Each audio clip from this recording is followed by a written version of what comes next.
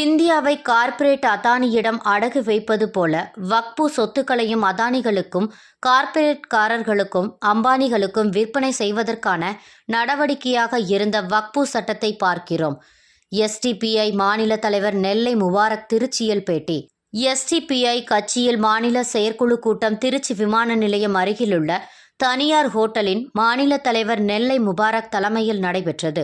இந்த கூட்டத்தில் நிர்வாகிகள் அப்துல் ஹமீத், அகமது நவவி, நிஜாம் முஹைதீன், உமர் ஃபாரூக், அபுபக்கர் சித்திக், ரத்தினம் மற்றும் மாநில நிர்வாகிகள், மாவட்ட தலைவர்கள், பொது செயலாளர்கள், மண்டல நிர்வாகிகள் திரளாக கலந்து கொண்டனர். கூட்டத்திற்கு முன்னதாக செய்தியாளர்களுக்கு பேட்டி அளித்த கட்சியின் மாநில தலைவர் நெல்லை முபாரக், புதிதாக பொறுப்பேற்றுள்ள ஒன்றிய அரசு கடந்த 2 முறை சிறுபான்மை முஸ்லிம்கள், தாழ்த்தப்பட்ட மக்களுக்கும் மதசார்பின்மைக்கு எதிராக சிவில் சட்டங்களை கொண்டு வந்தது.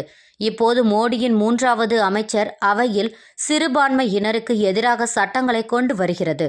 குறிப்பாக வக்பு திருத்த சட்டம் சமூகத்தை சார்ந்த நிர்வாகித்து வந்த நிலையில் அடிப்படையிலிருந்து மாற்றி அரசாங்கத்தின் தலையீட்டு மூலமாக வக்பு நிலங்களை மறைமுகமாக கபலீகரம் செய்கிற நடவடிக்கைகளை வக்பு சட்ட திருத்த மசோதா மூலமாக முன்னெடுத்துள்ளது.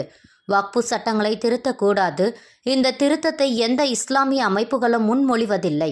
இந்தியாவை கார்ப்பரேட் அதானியிடம் அடகு வைப்பது போல வக்பு சொத்துக்களையும் அதானிகளுக்கும் கார்ப்பரேட்காரர்களுக்கும் அம்பானிக்கும் விற்பனை செய்வதற்கான நடவடிக்கையாக இருந்த வக்பு சட்டத்தை பார்க்கிறோம். வக்பு சட்டத்திற்கான திருத்தங்களை கைவிட வேண்டும். பரந்தூர் விமான நிலையம் இடத்தை கையகப்படுத்தும் உத்தரவை ஒன்றிய அரசு அறிவித்துள்ளது. பொதுமக்கள், விவசாயிகள் ஒப்புதல் இல்லாமல் கையகப்படுத்தக்கூடாது என முதல்வர் கூறினார். ஆனால் தற்போது அந்த வார்த்தையை காற்றில் பறக்கவிட்டு இருக்கிறார்கள். மக்கள் அகதிகள் போல மாறி உள்ளனர். இவர்களை கண்டுகொள்ளாத அரசாக திமுக அரசு உள்ளது. பரந்தூர் விமான நிலைய திட்டத்தை மாற்றி பகுதியில் செயல்படுத்த வேண்டும். விவசாயிகள் தங்களது நெல்களை அரசு கொள்முதல் நிலையங்களுக்கு சென்று விற்று வருகின்றனர். நெல் கொள்முதல் நிலையங்களில் அதிகாரிகள் அதிகமாக லஞ்சம் கேட்கின்றனர். கடலூர் மாவட்டம் ஸ்ரீ முஷ்ணம் பகுதியில் அதிகாரிகள் 50,000 கேட்டுள்ளனர். அந்த விவசாயி 30,000 ரூபாய் வழங்கியுள்ளார். அதற்கு தகுந்த போல நெல்லை அதிகாரிகள் கொள்முதல் செய்துள்ளனர். இதனை கண்ட விவசாயி தற்கொலைக்கு முயற்சி செய்துள்ளார். அரசு விவசாயிகளிடம் வாங்குகிற நெல்லை சேமிக்க எந்த திட்டமும் இல்லை. தமிழகம் முழுவதும் நவீன நெல் கொள்முதல் நிலையங்களை தமிழக அரசு அமைத்திட வேண்டும். லஞ்ச ஊழலை தடுப்பதற்கு நடவடிக்கைகளை எடுக்க வேண்டும். சிறுபான்மை முஸ்லிம் சமுதாயத்தை குறிவைத்து கொண்டு இந்தியாவில் சப்ரிவார் சக்திகளின் தாக்குதல் அதிகரித்து வருகிறது. மாட்டு இறைச்சிக்காக அடித்துக் கொள்கிற 14 சம்பவங்கள் நடைபெற்றுள்ளன. சிறுபான்மையினர் பாதுகாப்பிற்கான மசோதாவை மத்திய மாநில அரசு உடனடியாக கொண்டு வர வேண்டும். தாழ்த்தப்பட்ட மக்களை பாதுகாப்பிற்காக வன்கொடுமை தடுப்பு சட்டம் இருக்கிறது. அதுபோல இந்த வன்கொடுமை பாதுகாப்பு சட்டத்தை மத்திய மாநில அரசுகள் கொண்டு வர வேண்டும். தமிழகத்தில் ஸ்டாலின் ஆட்சியில் பள்ளி கல்வித்துறை நிர்வாகம் மிக மோசமாக சீர்கேடாக உள்ளது. பள்ளியில் ஒருவர் உரை நடத்த பின்பு அவர் கைது செய்து நடவடிக்கை எடுப்பதற்கு முன்னதாக நடவடிக்கை எடுக்காதது ஏன்? பள்ளி கல்வித்துறை நிர்வாகம் அமைச்சர் பொறுப்பில் உள்ளதா என கேள்வி எழுந்துள்ளது. முதல்வர் பள்ளி கல்வித்துறை நடவடிக்கையில் தலையிட வேண்டும். நவம்பர் 16ஆம் தேதி சென்னையில் எஸ்டிபிஐ கட்சியின் சார்பில் கல்வி வேலை வாய்ப்புகளில் 7% வழங்கிட வேண்டும். தமிழக சிறையில் உள்ள இஸ்லாமிய ஆயுள் சிறைவாசிகள் 26 பேரை உடனடியாக விடுதலை செய்யப்பட வேண்டும். கோரிக்கையை முன்வைத்து பேரணி நடத்த உள்ளோம். எனவே 2 கோரிக்கைகளையும் உடனடியாக தமிழக அரசு உடனடியாக நிறைவேற்றி தர வேண்டும். எடப்பாடி ஆட்சியில் படிப்படியாக மதுவிலக்கு அமல்படுத்தப்பட்டு 400க்கு அதிகமான கடைகள் மூடப்பட்டது. திமுக பொறுப்பேற்ற பிறகு அதிகமாக கடைகள் உயர்த்தப்பட்டுள்ளது. கடந்த 10 ஆண்டுகளாக டாஸ்மாகை மூட வேண்டும் என்று தொடர்ந்து போராட்டத்தில் ஈடுபட்டு வருகிறோம். மது ஒழிப்பு போராட்டம் திருமாவளவன் அறிவித்திருப்பது தமிழகத்திற்கு தேவையான ஒன்று. அனைவரும் கலந்து கொள்ள வேண்டும். இந்த போராட்டத்தில் எல்லோரும் கலந்து கொள்ள வேண்டும் என கோரிக்கை வைத்துள்ளார். நியாயமான விஷயம். மதுவிலக்கை தமிழக அரசு உடனடியாக அமல்படுத்த வேண்டும். எங்களுடைய கணக்கின்படி அதிகாரப்பூர்வமாக 2011 படி 5.82% தமிழகத்தில் சிறுபான்மையினர் முஸ்லிம்கள் உள்ளனர். 2006இல் ஒதுக்கீடு 3.5 உள் ஒதுக்கீடு வழங்கும் போது 5% இருந்தது. தற்போது 7% உயர்ந்துள்ளது. எல்லா மக்களுக்கும் அவர்கள் மக்கள் தொகை அடிப்படையில் சதவீத அடிப்படையில் இட ஒதுக்கீடு வழங்க வேண்டும். அது எல்லாம் சமுதாயங்களுக்கும் நன்மை வகிக்கும். தமிழகத்தில் சாதிவாரி பீகார் அரசை முன்மாதிரியாக கொண்டு சாதிவாரி கணக்கெடுப்பு எடுக்க வேண்டும். அதன் அடிப்படையில் அந்த சதவீத மக்களுக்கான இட ஒதுக்கீடு வழங்க வேண்டும். பிஜேபி அரசு இட ஒதுக்கீடு கொடுக்க கூடாது என்ற முடிவோடு அவர் செயல்படுகின்றனர். தமிழகத்தில் மொத்த நிர்வாகம் தோற்றுப்போய் உள்ளது. இதில் சட்டம் ஒழுங்கு முதலிடத்தில் வந்துள்ளது. கல்வி நிறுவனங்களிலிருந்து மதம் அப்பாற்பட்டு இருக்க வேண்டும். அங்கு என்ன பாடம் கற்பிக்கப்பட வேண்டுமோ, என்ன ஒழுக்கம் கற்றுக்கொள்ளப்பட வேண்டுமோ அதை செய்ய வேண்டும். மத நடவடிக்கை கல்வியில் இருந்து அப்பாற்பட்டு இருக்க வேண்டும். எந்த மதமாக இருந்தாலும் அது அப்புறப்படுத்த வேண்டும். தமிழக அரசு பத்திரிகை ஊழியர்களுக்கு உதவியான அறிக்கை வெளியிட்டிருந்தாலும் அதில் கடுமையான முறையில் விண்ணப்பங்கள் உள்ளது. அதை சிறிது தளர்த்தி வழங்க வேண்டும். பத்திரிகையாளர்கள் அனைவருக்கும் உதவிகள் பெறும் வகையில் எளிமையாக மாற்ற வேண்டும். சிறு குறு பத்திரிகையாளர்கள் உழைப்பை அங்கீகரிக்கும் விதமாக கணக்கில் கொண்டு செயல்படுத்த வேண்டும் என தெரிவித்தார். மத்திய அரசு, ஒன்றிய அரசு இப்பொழுது புதிதாக பொறுப்பேற்றிருக்கிற மோடியினுடைய புதிய அமைச்சரவை கடந்த 2 முறை எவ்வாறு சிறுபான்மை முஸ்லீம்களை, தாழ்த்தப்பட்ட மக்களை மதச்சார்பின்மைக்கு எதிராக சீண்டி சட்டங்களை கொண்டு வந்ததோ, அதுபோல இப்பொழுதும் மோடியினுடைய இந்த 3வது அமைச்சரவையும் சிறுபான்மை முஸ்லீம்களுக்கு எதிரான பல்வேறு சட்டங்களை இப்பொழுது கொண்டு வந்திருக்கிறது.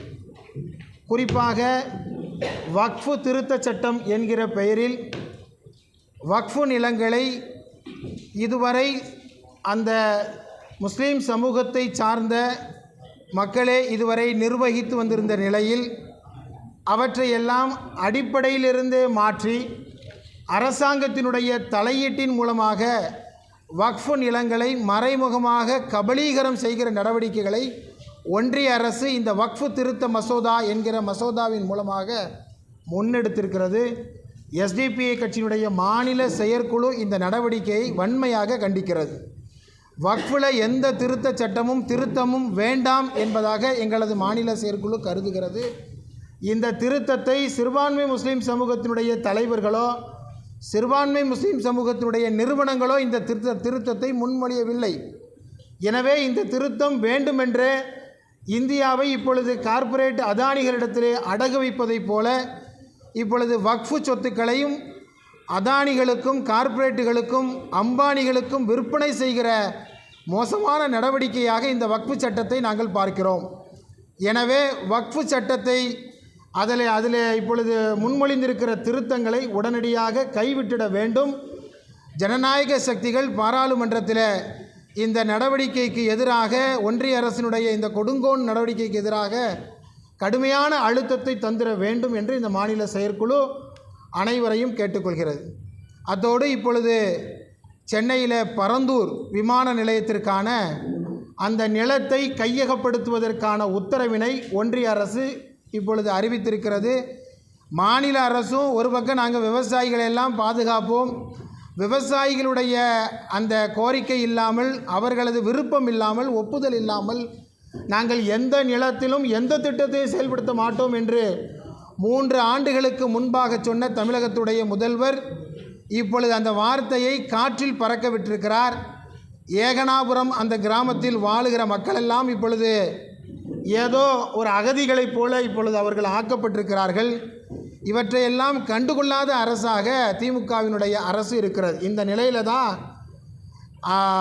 அதாவது அந்த பரந்தூர் விமான நிலையத்திற்கான அந்த இடத்தை கையகப்படுத்துவதோடு சேர்த்து அங்கே சுற்றுச்சூழல் தாக்க மதிப்பீட்டை ஆய்வு செய்வதற்கான அந்த திட்டத்திற்கும் இப்பொழுது ஒன்றிய அரசு ஒப்புதல் வழங்கியிருக்கிறது. கொஞ்சம் கொஞ்சமாக பரந்தூர் பகுதியில் அந்த விமான நிலையம் அமைவதற்கான எல்லா நடவடிக்கைகளையும் ஒன்றிய அரசும் மாநில அரசும் அங்கே இருக்கிற விவசாயிகளுடைய கோரிக்கையை கொஞ்சம் கூட ஏற்றுக்கொள்ளாமல், செவிமடுக்காமல் அந்த திட்டத்தை நடைமுறைப்படுத்த துணிவதை எஸ்டிபிஐ கட்சி வன்மையாக கண்டிக்கிறது.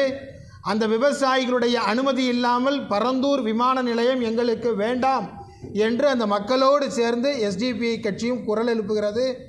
எனவே தமிழக அரசு பரந்தூர் விமான நிலைய திட்டத்தை அந்த பகுதியிலிருந்து மாற்று இடத்திலே செயல்படுத்திட வேண்டும் என்று நாங்கள் தமிழக அரசை, ஒன்றிய அரசை நாங்கள் கேட்டுக்கொள்கிறோம். அதுபோல் நெல் கொள்முதலில் விவசாயிகளை பொறுத்தவரை தாங்கள் விளைவிக்கிற அந்த நெற்களை அரசாங்கத்துடைய நெல் கொள்முதல் நிலையங்களுக்கு சென்று அதனை விற்று வருகிறார்கள். இப்பொழுது அந்த விவசாயிகளுக்கு அந்த நெல் கொள்முதலை விற்கிற அந்த நிலையத்தில் கொண்டு விற்கிற தருணத்தில் அரசு அதிகாரிகள் அதிகமான லஞ்சத்தை அந்த விவசாயிகளிடத்தில் கேட்பதாக புகார்கள் எழுந்திருக்கிறது. கடலூர் மாவட்டம் ஸ்ரீமுஷ்ணம் என்கிற பகுதியில் இந்த மாதிரி ஒரு விவசாயியிடத்தில் உங்களது நெல்லை நாங்கள் கொள்முதல் செய்ய வேண்டும் என்றால் 50,000 ரூபாய் தர வேண்டும் என்று சொல்லி அதிகாரிகள் வற்புறுத்தி இருக்கிறார்கள். 30,000 ரூபாயை இவர் வழங்கியிருக்கிறார். அந்த 30,000 ரூபாய்க்கு ஏற்றவாறு கொஞ்சம் நெல்லை மட்டும் பர்ச்சேஸ் பண்ணியிருக்கிறாங்க. மீதி உள்ள நெல்லெல்லாம் அங்கே வெளியிலே காய்வதை கண்டு, மழையிலும் வெயிலிலும் அது காய்வதை கண்டு அந்த விவசாயி மனமுடைந்து போய் தற்கொலைக்கு முயற்சி செய்திருக்கிறார் என்கிற அவலம் தமிழகத்திலே நடந்திருக்கிறது. அரசாங்கத்தை பொறுத்தவரை வாங்குகிற அந்த நெல்லை முறையான முறையில் பாதுகாத்து வைப்பதற்கான பாதுகாப்பு கூடங்கள் இல்லை. நவீன முறையில் சேமிப்பு வைப்பதற்கான சேமிப்பு கிட்டங்கிகள் இல்லை. இதுபோல் பல குறைபாடுகளோடு விவசாயிகளிடமிருந்து இந்த நெல்லை கொள்முதல் செய்கிற காரணத்தினால் அந்த நெல் வீணாகிறது, அது அசுத்தமடைகிறது, சரியான முறையில் மக்களுக்கு அது சென்றடையவில்லை. எனவே இந்த காரணத்தை எல்லாம் கருத்தில் கொண்டு தமிழகம் முழுவதும் அதிகமான நெல் கொள்முதல் நிலையங்களை தமிழக அரசு அமைத்திட வேண்டும். அங்கே தலைவிரித்து ஆடுகிற அந்த லஞ்ச ஊழலை, லாவண்யத்தை தடுப்பதற்கான நடவடிக்கையை தமிழக அரசு போர்க்கால அடிப்படையில் விரைந்து எடுத்திட வேண்டும் என்ற கோரிக்கையை நாங்கள் முன்வைக்கிறோம். 4வதாக, சிறுபான்மை முஸ்லீம் சமூகத்தை இப்பொழுது குறிவைத்து கொண்டு தமிழ்நாட்டிலே, இந்தியாவிலே சங் பரிவார சக்திகளுடைய நடவடிக்கைகள் இப்பொழுது அதிகரித்து வருகிறது. எங்கு பார்த்தாலும் கலவரங்கள், அடித்து கொள்ளுகிற, மாட்டிறைச்சிக்காக அடித்து கொள்ளுகிற நிகழ்வுகள் சமீபத்தில் கூட மகாராஷ்டிராவில் நடந்திருக்கிறது. இந்த மோடியினுடைய இந்த 3வது அமைச்சரவை புதிதாக பொறுப்பேற்ற அந்த காலத்திலிருந்து 14 சம்பவங்கள் மாட்டிறைச்சிக்காக அடித்து கொள்ளுகிற கிரிமினல் குற்றங்கள் நடைபெற்றிருக்கிறது என்று புள்ளி விவரங்கள் தெரிவிக்கிறது. இவை எல்லாவற்றையும் கருத்தில் கொண்டு சிறுபான்மை முஸ்லீம் சமூகத்தை பாதுகாப்பதற்கான, சிறுபான்மை சமூகத்திற்காக பாதுகாப்பு மசோதாவை ஒன்றிய அரசும் மாநில அரசும் உடனடியாக கொண்டு வந்துட வேண்டும். எவ்வாறு தாழ்த்தப்பட்ட மக்களை பாதுகாப்பதற்காக அந்த வன்கொடுமை தடுப்புச் சட்டம் இருக்கிறதோ, அதுபோல் சிறுபான்மை முஸ்லீம் சமூகத்தை இந்த கொடுங்கோன்மையிலிருந்து பாதுகாப்பதற்கான சட்டங்களை ஒன்றிய அரசும் மாநில அரசும் விரைந்து அதனை நிறைவேற்றிட வேண்டும் என்ற கோரிக்கையை நாங்கள் முன்வைக்கிறோம். தமிழ்நாட்டுடைய பள்ளி கல்வித்துறையை பற்றி இப்பொழுது பேச வேண்டியே இல்லை என்கிற அளவிற்கு தமிழ்நாட்டுடைய ஸ்டாலின் அவர்களுடைய அரசிலே தோற்று போயிருக்கிற துறையாக, மிகவும் சறுக்கல் வாய்ந்த துறையாக பள்ளி கல்வித்துறை இருக்கிறது. ஏறத்தாழ 40,000 கோடி ரூபாய் பட்ஜெட்டிலிருந்து செலவழிக்கப்படுகிற, அதிக தொகை செலவழிக்கப்படுகிற பள்ளி கல்வித்துறை இருப்பதிலேயே மிக மோசமான நிர்வாக சீர்கேடோடு அது பயணித்து கொண்டிருக்கிறது என்பதற்கான உதாரணம்தான் பள்ளியில் அந்த ஒரு சென்னையில் உள்ள அரசு பள்ளியில் மகாவிஷ்ணு என்பவர், அவருடைய உரை என்பது அது மிகப்பெரிய சர்ச்சையாகி இருக்கிறது. அவர் கைது செய்யப்பட்டிருக்கிறார். எங்களது கேள்வி எல்லாம், அங்கே நடத்தப்பட்ட அந்த உரைக்கு பின்பு அவரை கைது செய்வதற்கு முன்பு அந்த நிகழ்ச்சியே நடைபெறாமல் தடுப்பதற்கான நடவடிக்கை என்ன என்பதை எடுத்திருக்க வேண்டிய பள்ளி கல்வித்துறை அதில் தோற்றிருக்கிறது. பள்ளி கல்வித்துறையை பொறுத்தவரை ஒரு லீவை அறிவிப்பாங்க, அப்புறம் ஒரு எதிர்ப்பு வந்த உடனே இல்லை லீவு கேன்சலு என்று சொல்லுவார்கள்.